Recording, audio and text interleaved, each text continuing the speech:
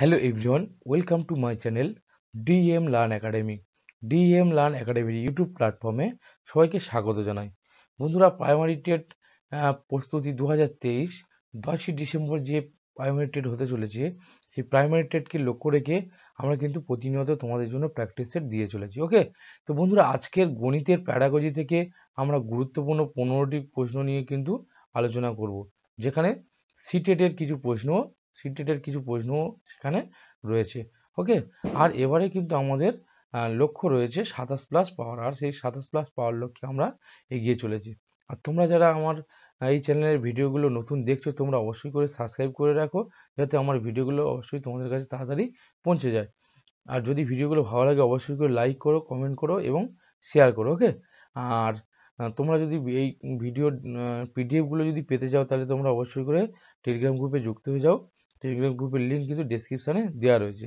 যদি ওখান থেকে যুক্ত নাও হতে পারো, তাহলে তোমরা টেলিগ্রামে গিয়ে DM Learn Academy বলে সার্চ করো, ওখান থেকে অবশ্যই তোমরা যুক্ত হতে পারবে। ওকে, তো চলো বন্ধুরা, আজকের কিন্তু এই প্র্যাকটিস সেটটি খুবই গুরুত্বপূর্ণ হতে চলেছে, আর তোমরা স্কিপ না করে শেষ পর্যন্ত দেখতে থাকো বন্ধুরা। তো চলো শুরু করি আজকের প্র্যাকটিস সেটটি। দেখো, প্রথম প্রশ্ন কি রয়েছে? প্রথম প্রশ্ন রয়েছে, কোনটি অঙ্কের ক্ষেত্রে সব থেকে গুরুত্বপূর্ণ প্রদীপন? কোনটি অঙ্কের ক্ষেত্রে সব থেকে গুরুত্বপূর্ণ প্রদীপন? বলেছি এ দৃশ্য প্রদীপন, বি দৃশ্য শ্রাব্য প্রদীপন, সি শ্রাব্য প্রদীপন, ও ডি ওপরের কোনোটি নয়। দেখো বন্ধুরা, দৃশ্য প্রদীপন অর্থাৎ শুধু দেখার মধ্যে দিয়ে শিক্ষা যেটা হয়, বা যে সকল প্রদীপন কেবলমাত্র চোখে দেখা যায়, সেগুলো হচ্ছে কি দৃশ্য প্রদীপন। আর যে সকল প্রদীপন দৃশ্য অর্থাৎ দেখাও যায়, শোনাও যায়। আর শ্রাব্য প্রদীপন যেগুলো কেবলমাত্র শোনা যায়। তাহলে এখানে গুরুত্বপূর্ণ কোনটি? দেখো, দেখার শিক্ষার থেকে কিন্তু দেখা এবং শোনার ক্ষেত্রে কিন্তু সব থেকে গুরুত্বপূর্ণ প্রদীপন। কারণ যদি শিশু বা শিক্ষার্থী একটি বিষয় দেখার সঙ্গে সঙ্গে যদি শোনে, তাহলে সেই সঙ্গে সঙ্গে তার শিক্ষাটা সব থেকে গুরুত্বপূর্ণ হয়, তাই তো? তাহলে এখানে সঠিক উত্তরটি কি হয়ে গেল? দৃশ্য শ্রাব্য প্রদীপন। ওকে, নেক্সট পরবর্তী প্রশ্ন দেখো, 2 নম্বর প্রশ্ন কি বলেছে? শিক্ষার্থীদের জ্যামিতিক আকার ও সংজ্ঞা মনে রাখার সমস্যা দূর করার জন্য একজন শিক্ষকের অবশ্যই কর্তব্য হলো। তাহলে শিক্ষার্থীর সংজ্ঞার আকার ও সংজ্ঞা, জ্যামিতিক আকার ও সংজ্ঞা মনে রাখার সমস্যা দূর করার জন্য শিক্ষক মহাশয়ের অবশ্যই কর্তব্য। কি কর্তব্য? দেখো, শিক্ষার্থীদের বিভিন্ন জ্যামিতিক আকার ও সংজ্ঞা জিজ্ঞাসা করা। আকার সংজ্ঞা জিজ্ঞাসা করা কিন্তু এখানে কোনো রকমভাবে শিক্ষার্থীদের যে সংজ্ঞা ও আকার মনে রাখার সমস্যা দূর করা যায় না। ওকে, দেখো বিটা কি বলেছে? গ্রুপ ডিসকাশনে উৎসাহ প্রদান করা।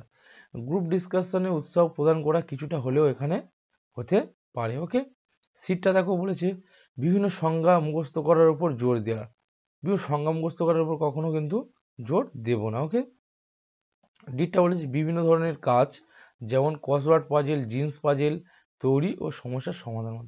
দেখো বন্ধুরা, এখানে কিন্তু সব থেকে গুরুত্বপূর্ণ যেটা হচ্ছে, যার মাধ্যমে যেমন যে বিভিন্ন ধরনের কাজ, যেখানে ক্রসওয়ার্ড পাজেল, জিন্স পাজেল তৈরির মাধ্যমে শিক্ষার্থীরা কিন্তু যে জ্যামিতিক আকারগুলো শেখে এবং সংজ্ঞাগুলো শেখে, সেগুলো কিন্তু তারা সহজে মনে রাখতে পারে। ঠিক আছে, বা সেক্ষেত্রে তারা সহজে ভোলে না।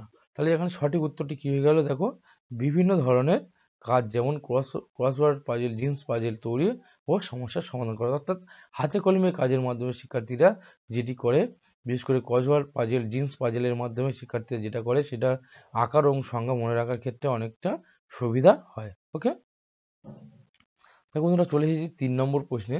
3 নম্বর প্রশ্ন কি বলেছে? নিচের কোনটি দৃষ্টি প্রতিবন্ধীদের শেখার জন্য একটি গণিত শ্রেণীকক্ষে উপযুক্ত ব্যবহারযোগ্য উপকরণ? দেখো, এটা সিটের 2016 প্রশ্ন, সিটের 2016 প্রশ্ন। টেলারের অ্যাবাকাস, ভগ্নাংশ কিট, নম্বর চার্ট। দেখো, নিচের বলে দৃষ্টি প্রতিবন্ধীদের শেখার জন্য, দৃষ্টি অর্থাৎ যারা চোখে দেখতে পায় না তাদের শেখার জন্য। দেখো, টেলারের অ্যাবাকাস, হ্যাঁ, টেলারের অ্যাবাকাস কিন্তু দৃষ্টি প্রতিবন্ধীদের জন্য শেখার জন্য একটা গুরুত্বপূর্ণ প্রদীপন। ওকে, ভগ্নাংশ কিট, এটাও মাধ্যমে কিন্তু দৃষ্টি প্রতিবন্ধীদের শেখানো যায়। কিন্তু নম্বর চার্ট, দেখো নম্বর চার্ট শিক্ষার্থীরা কিন্তু চোখেও দেখতে পাবে না, হাত দিয়ে স্পর্শ করেও কোনো কিছু বুঝতে পারবে না। তাহলে এখানে কিন্তু নম্বর চার্টটা কোনোভাবেই হচ্ছে না, তাহলে এইটা হবে না। এবার দেখো নম্বর চার্ট, আবার বলেছে number chart computer geo board. Computer geo বোর্ডের মধ্যে দিয়ে কিন্তু দৃষ্টি প্রতিবন্ধী শেখানো যায়, কিন্তু নম্বর চার্টের মধ্যে শেখানো যায় না। আবার দেখো এটাও বলেছে নম্বর চার্ট আছে, তাহলে এটাও কিন্তু হবে না। তাহলে এখানে সঠিক উত্তর কি? Teller, abacus, computer, geo board. Okay, teller, abacus, computer ও জিও বোর্ডের মাধ্যমে কিন্তু দৃষ্টি প্রতিবন্ধীদের শেখার একটা উপযুক্ত উপকরণ। ওকে, দেখো 5 নম্বর প্রশ্ন কি বলেছে। 5 নম্বর প্রশ্ন বলেছে গণিত হলো এমন একটি পথ যা মনের মধ্যে যুক্তি দ্বারা চিন্তা করার অভ্যাস তৈরি করে। এই উক্তিটির প্রবক্তা হলেন, দেখো গণিত হলো এমন একটি পথ যা মনের মধ্যে যুক্তি দ্বারা চিন্তা করার অভ্যাস তৈরি করে। এর উক্তিটি কে করেছিলেন? Plato, Socrates, lock, Ramanuj. এই উক্তিটি কিন্তু করেছিলেন জন লক। ওকে, নেক্সট। ও সরি, একটা বাদ পড়ে গেছিল। দেখো গণিত শিখনের ক্ষেত্রে নিচের যেটি সর্বাপেক্ষা গুরুত্বপূর্ণ তা হলো, গণিত শিখনের ক্ষেত্রে নিচে যেটি সর্বাপেক্ষা গুরুত্বপূর্ণ তা হলো উন্নত বিদ্যালয়। দেখো উন্নত বিদ্যালয়, বি বলেছে উন্নত পরিবার, সি বলেছে পিতামাতার সঙ্গে শিক্ষার্থীর সুসম্পর্ক, ডি বলেছে শিখনের আকাঙ্ক্ষা। গণিত শিখনের ক্ষেত্রে নিচের যেটি সর্বাপেক্ষা গুরুত্বপূর্ণ তা হলো, দেখো উন্নত বিদ্যালয় হলে কি শিখন খুবই ভালো হবে এমন কোনো বিষয় নয় কিন্তু, তাহলে এটা কিন্তু নয়। উন্নত পরিবার হলে যে এমন খুবই ভালো শিক্ষা হবে শিক্ষার্থীর, সেটাও কিন্তু একটা গুরুত্বপূর্ণ বিষয় নয়। পিতামাতার সঙ্গে সুসম্পর্ক, এটাও কিন্তু খুব গুরুত্বপূর্ণ নয়। শিখনের আকাঙ্ক্ষা, অর্থাৎ শিক্ষার্থীদের মধ্যে যদি শিখনের যথাযথ আকাঙ্ক্ষা না থাকে তাহলে কিন্তু শিখন ভালোভাবে সম্ভব হবে না। তাই এখানে সঠিক উত্তরটি কি হলো? শিখনের আকাঙ্ক্ষা। ওকে, দেখো 6 নম্বর প্রশ্ন বন্ধুরা কি বলেছে, বিশ্লেষণ থেকে সংশ্লেষণের দিকে অগ্রসর হওয়া এটি হলো একটি, দেখো বিশ্লেষণ থেকে সংশ্লেষণের দিকে যেতে হবে, সে বিশ্লেষণ থেকে সংশ্লেষণের দিকে অগ্রসর হওয়া এটি একটি হলো কৌশল, নীতি, মডেল না ম্যাক্সিম। দেখো বিশ্লেষণ থেকে সংশ্লেষণের দিকে অগ্রসর হওয়া এটা কিন্তু একটি ম্যাক্সিম। ওকে, এটা একটি ম্যাক্সিম। পরবর্তী দেখো বলেছে অঙ্কে যখন কোনো সূত্রকে তুলে ধরার চেষ্টা করা হয় তখন তাকে কি বলে? অঙ্কে যখন কোনো সূত্রকে তুলে ধরা হয় তখন তাকে কি বলা হচ্ছে? সিদ্ধান্ত গ্রহণ, পরিকল্পনা, বিশ্লেষণ, এটি কোনোটি নয়। দেখো অঙ্কে কোনো সূত্রকে তুলে ধরা, পরিকল্পনা এটা কিন্তু সূত্রের ক্ষেত্রে আসে না। বিশ্লেষণ করার পর তারপরে কিন্তু সূত্রে পৌঁছানো হয়, তাহলে এটাও হবে না। তাহলে সূত্রকে যখন তুলে ধরা হবে তখন কিন্তু অবশ্যই এটা সিদ্ধান্ত গ্রহণ। ওকে, তখন কিন্তু অবশ্যই সিদ্ধান্ত গ্রহণ। 8 নম্বর প্রশ্ন দেখো বলেছে আধুনিক পাঠ্যক্রমের উল্লেখযোগ্য বৈশিষ্ট্য হলো, আধুনিক পাঠ্যক্রমের উল্লেখযোগ্য বৈশিষ্ট্য কি? পরিবর্তনশীলতা, শিক্ষক কেন্দ্রিকতা, অভিভাবক কেন্দ্রিকতা না সাম্প্রদায়িকতা। সাম্প্রদায়িকতা তো কোনোভাবে একটা শিক্ষার কোনো বিষয় নয়। অভিভাবক কেন্দ্রিকতা, এখানে অভিভাবক পাঠ্যক্রমের বিষয়ে কি করবে? অভিভাবক বিষয়টা কিন্তু এখানে গুরুত্ব নয়। শিক্ষক কেন্দ্রিকতা, অর্থাৎ শিক্ষক যে পাঠ্যক্রম শিক্ষক কেন্দ্রিক হবে এমন কোনো বিষয় কিন্তু নয়, তাহলে শিক্ষককে কিন্তু এখানে প্রাধান্য দেওয়া হবে। আর আধুনিক পাঠ্যক্রম যেহেতু বলে যে শিশু কেন্দ্রিক, তাই এখানে শিক্ষক কেন্দ্রিক কোনোভাবে কিন্তু হবে না। ওকে, তাহলে এখানে কি হবে? আধুনিক পাঠ্যক্রমের উল্লেখযোগ্য বৈশিষ্ট্য পরিবর্তনশীলতা। আধুনিক পাঠ্যক্রমের উল্লেখযোগ্য বৈশিষ্ট্য হলো কি? পরিবর্তনশীলতা। ওকে, নেক্সট 9 নম্বর প্রশ্ন দেখো বলেছে এনসিএফ 2000, বন্ধুরা দেখো এই প্রশ্নটা কিন্তু খুবই গুরুত্বপূর্ণ। এনসিএফ 2005 তোমাদের জন্য খুবই গুরুত্বপূর্ণ। দেখো এনসিএফ 2005 অনুযায়ী প্রাথমিক স্তরে গণিত শেখানোর উদ্দেশ্য নিচের কোনটি? এনসিএফ 2005 অনুযায়ী প্রাথমিক স্তরে গণিত শেখানোর উদ্দেশ্য নিচের কোনটি? বলেছে এটা দেখো সিটের 2016 সেপ্টেম্বরের প্রশ্ন আছে। বলেছে উচ্চতর এবং বিমূর্ত অঙ্ক শেখার প্রস্তুতি, বি বলেছে গণিতকে শিশুর জীবনের অভিজ্ঞতা অংশ করা, সি বলেছে সমস্যার সমাধান, সমস্যা প্রয়োজন দক্ষতা প্রচার করা, যৌক্তিক চিন্তা প্রচার করা। দেখো সব করা দেখে কিন্তু আমাদের মনে হচ্ছে যে হয়তো এটা হতে পারে বা এটা হতে পারে, সমস্ত কিছু এরকম প্যাডাগজির প্রশ্নের কিন্তু উত্তরগুলো প্রায় সব একই রকম হয়, মনে হয় যে এটা হবে, মনে হয় ওটা হবে, কিন্তু আমাদেরকে সঠিক যেটা সব থেকে বেশি গুরুত্বপূর্ণ যেটা সেটা কিন্তু আমাদের বেছে নিতে হবে। ওকে, দেখো যৌক্তিক চিন্তার প্রচার 2005 অনুযায়ী প্রাথমিক স্তরে গণিত শেখানোর উদ্দেশ্য, দেখো সমস্যা সমাধান, সমস্যা পজিং দক্ষতা প্রচার করা, গণিত শিশুর জীবনের অভিজ্ঞতা অংশ করা, উচ্চতর এবং বিমূর্ত অঙ্ক শেখার প্রস্তুতি। এখানে কিন্তু বন্ধুরা সঠিক উত্তরটি হয়ে যাবে উচ্চতর এবং বিমূর্ত অঙ্ক শেখার প্রস্তুতি।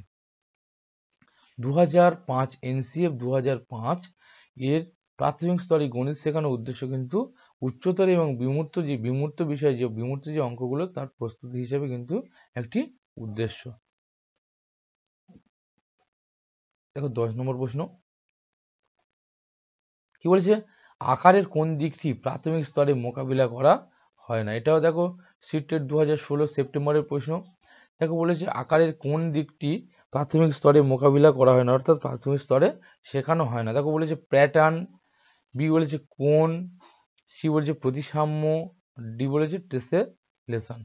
দেখো এখানে প্রাথমিক বা প্রাইমারি স্তরে কিন্তু প্যাটার্নটা অবশ্যই করে শেখানো হয়, প্রতিসাম্যও কিন্তু শেখানো হয়, টেসেলেশনও শেখানো হয়, কোণও শেখানো হয়, কিন্তু যেহেতু আকারের দিকে বলেছে তাহলে এখানে আকারের ক্ষেত্রে কোণ কিন্তু কোনো রকমভাবে আকার নয়, কোণ হচ্ছে একটা পরিমাপ, কোণ হচ্ছে একটা পরিমাপ। তাহলে সঠিক উত্তরটি কি হয়ে যাবে এখানে কোণ, কোণ একটি পরিমাপের অংশ, তাই আকারের দিকে ক্ষেত্রে কিন্তু এখানে কোণটা সঠিক নয়। ওকে, বা ক্ষেত্রে কোণের ক্ষেত্রে প্রাথমিক স্তরে মোকাবিলা করা হয় না আকারের দিক থেকে। দেখো 11 নম্বর প্রশ্ন কি বলেছে, সংখ্যা শ্রেণী পুনরাবৃত্তি করতে পারা এই বিষয়গুলি বা বিষয়টি ছাত্রছাত্রীদের কোন গুণের পরিচয় দান করে। সংখ্যা শ্রেণী পুনরাবৃত্তি করতে, অর্থাৎ সংখ্যাকে আবার শ্রেণীগতভাবে তারা পুনরাবৃত্তি করতে পারবে। এটা সংখ্যামূলক দক্ষতা, সংখ্যাগত স্মৃতি, যুক্তি ক্ষমতা, না ডি সংখ্যাগত পুনরাবৃত্তি। তো বন্ধুরা তোমরা উত্তরগুলো করার চেষ্টা করো, দেখো তোমরা শেষে দেখবে তোমাদের কতগুলো ঠিক হচ্ছে। ওকে, তো বন্ধুরা দেখো পুনরাবৃত্তি করে সংখ্যা শ্রেণী পুনরাবৃত্তি করতে পারা, অর্থাৎ সংখ্যাকে আবার পুনরায় স্মৃতিতে আনা, তাই তো। তাহলে এটাকে এখানে কিন্তু সঠিক উত্তর হবে সংখ্যাগত স্মৃতি, অর্থাৎ সংখ্যাকে পুনরায় স্মৃতিতে পুনরুদ্ধার করা, এটা সঠিক উত্তর হবে কি সংখ্যাগত স্মৃতি। নেক্সট পরের প্রশ্ন দেখো 12 নম্বর প্রশ্ন করেছে কিভাবে অঙ্ক বিষয়টিকে বর্ণনা করা যেতে পারে। এ সমস্যা সমাধান সূচক হিসেবে, বি সাধারণীকরণের সূচক হিসেবে, সি ব্যবহারযোগ্য বিজ্ঞান হিসেবে, ডি তার্কিক চিন্তার উপর নির্ভর করা বিজ্ঞান হিসেবে। দেখো অঙ্ক বিষয়টিকে কিন্তু বর্ণনা করতে হবে তার্কিক চিন্তার উপর ভিত্তি করে বা ভিত্তি করা নির্ভর করা বিজ্ঞান হিসেবে কিন্তু অঙ্ক বিষয়টিকে বর্ণনা করা যেতে পারে। দেখো 13 নম্বর প্রশ্ন কি বলেছে, যদি একজন শিক্ষার্থীর সংখ্যা এবং গণনার সমস্যা হয় তবে সে তার অক্ষমতা হতে পারে, তবে সে বা তার অক্ষমতা কি হতে পারে। দেখো সিটেট 2015 সেপ্টেম্বরের প্রশ্ন, যদি একজন শিক্ষার্থীর সংখ্যা ও গণনার দিক থেকে যদি সমস্যা হয় বা অক্ষমতা আছে এরকম মনে হয়, তখন কিন্তু তাকে কি বলা হবে, ডিসগ্রাফিয়া, না ডিসক্যালকুলিয়া, ভিজুয়াল স্পেশিয়াল অর্গানাইজেশন অক্ষমতা, ডি ডিসলেক্সিয়া। দেখো ডিসগ্রাফিয়া মানে আমরা জানি যে এটা কিন্তু লেখার ক্ষেত্রে যদি তার অক্ষমতা থাকে সেক্ষেত্রে ডিসগ্রাফিয়া বলা হয়। ডিসলেক্সিয়া কিন্তু আমরা বলি যখন পড়ার ক্ষেত্রে তার সমস্যা হয় তখন তাকে ডিসলেক্সিয়া বলা হয়। আর ডিসক্যালকুলিয়া অর্থাৎ যখন শিক্ষার্থীর সংখ্যা এবং গণনার ক্ষেত্রে সমস্যা হয় তখন কিন্তু তাকে ডিসক্যালকুলিয়া বলা হয়। তাহলে এখানে সংখ্যা ও গণনার সমস্যা হয় তখন কিন্তু তাকে বলা হচ্ছে কি ডিসক্যালকুলিয়া। ওকে, দেখো 14 নম্বর প্রশ্ন বলেছে নিচের কোনটি সংখ্যা অর্থের একটি গুরুত্বপূর্ণ দিক নয়। সংখ্যা অর্থের কোনটি গুরুত্বপূর্ণ দিক নয়। 2015 সেপ্টেম্বরের প্রশ্ন এটা। দেখো এ ক্রমিক, বি গণনা, সি সংখ্যা লেখা, ডি সংরক্ষণ। দেখো বলেছে সংখ্যা অর্থের একটি গুরুত্বপূর্ণ দিক না। দেখো ক্রমিক, এটা কিন্তু সংখ্যা অর্থের গুরুত্বপূর্ণ দিক। ওকে, দেখো গণনা, এটাও কিন্তু সংখ্যা অর্থের একটা গুরুত্বপূর্ণ দিক। সংখ্যা লেখা, এটা কিন্তু একটা সংখ্যার দিক। কিন্তু সংরক্ষণটা কিন্তু এখানে কোনো গণনার দিক নয়, সংখ্যা অর্থের একটি গুরুত্বপূর্ণ দিক নয়। সংখ্যা অর্থের একটি গুরুত্বপূর্ণ দিক নয় কি সংরক্ষণ। দেখো 15 নম্বর প্রশ্ন বন্ধুরা, আজকের প্র্যাকটিস শিটের শেষ প্রশ্ন। বলেছে নিচের প্রশ্নগুলির মধ্যে কোনটি ওপেন এন্ডেড বা খোলা শেষ প্রশ্ন হিসেবে বলা হয়। দেখো ওপেন এন্ডেড প্রশ্ন অর্থাৎ মুক্ত প্রশ্ন। আমরা কিন্তু এই প্রশ্নের দিক থেকে একটা হচ্ছে ওপেন এন্ডেড আর একটা ক্লোজ এন্ডেড, অর্থাৎ আগে বুঝতে হবে যে ক্লোজ এন্ডেড আর ওপেন এন্ডেড কি। দেখো ক্লোজ এন্ডেড অর্থাৎ যে প্রশ্নগুলো করার পরে কেবলমাত্র একটা উত্তরের মধ্যে সীমাবদ্ধ থেকে যায়, ঠিক আছে। যেমন এখানে দেখো কিভাবে আপনি 15কে 3 দ্বারা গুণ করবেন বলেছি। আর এখানে ওপেন এন্ডেড আর ক্লোজ এন্ডেড বিষয়গুলো একটু ভালো করে বুঝে নিতে হবে। দেখো আগে অপশানগুলো পড়ি, তারপরে বুঝিয়ে দিচ্ছি। কিভাবে আপনি 15কে 3 দ্বারা গুণ করবেন। বি বলেছে যে কোনো দুটি সংখ্যা লিখুন যার গুণফল 45। 3 দেখো 3 ও 15কে বের করতে সংখ্যা রেখা ব্যবহার করুন। ডি বলেছে 15 গুণ 3 খুঁজুন। এবার দেখো 15কে 3 দ্বারা গুণ, 15 আর 3 গুণ করলে 15কে 3 দিয়ে যেভাবেই গুণ করি না কেন 3 15 কি হবে উত্তর 45। তাহলে এখানে কিন্তু কেবলমাত্র 15 আর 3 গুণ করা হলো, ঠিক আছে। এইটা হয়ে গেল কি ক্লোজ এন্ডেড, অর্থাৎ 15 ও 3 দ্বারা গুণ। এখানে 15 3 দ্বারা গুণ, দুটো সংখ্যা বলে দিয়েছে, অর্থাৎ এই দুটো সংখ্যাকে গুণ করতে হবে। এর বিকল্প কিন্তু আর কিছু এখানে নেই। কিন্তু যে কোনো দুটি সংখ্যা লিখুন যার গুণফল 45। দেখো 45-এর গুণফল আমরা কিন্তু অনেক রকম ভাবে বলতে পারি। 5, হ্যাঁ 5 গুণ 9, আমরা 5 গুণ 9 করতে পারি। 3 গুণ 15 করতে পারি, 3 গুণ 15, ঠিক আছে। তাহলে দেখো এইটা হচ্ছে কি ওপেন এন্ডেড, অর্থাৎ এই সংখ্যাটাকে কিন্তু আমরা দুরকম বা 3 রকম ভাবে কিন্তু ভাঙতে পারি। যে গুণফলটা এইটা হলো কি ওপেন এন্ডেড। আর যেটা হচ্ছে এই যেমন 3 গুণ 15 বের করতে সংখ্যা রেখায় 3 গুণ 15 সংখ্যা রেখার একই রকম ভাবে ব্যবহার করা যাবে।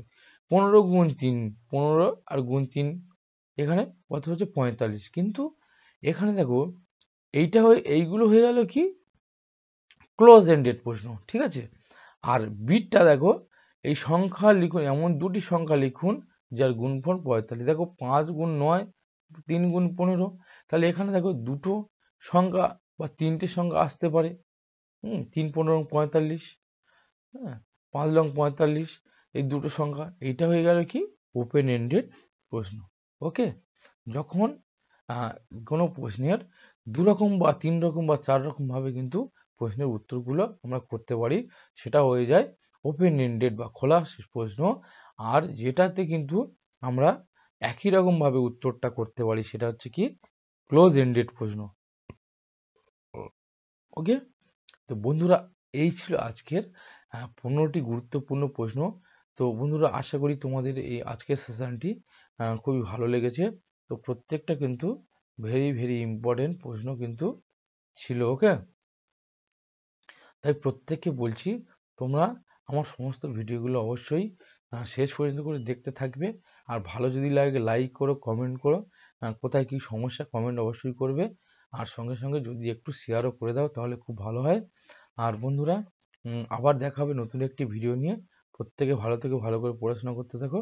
ওকে, প্রত্যেককে ভিডিওটি দেখার জন্য ধন্যবাদ।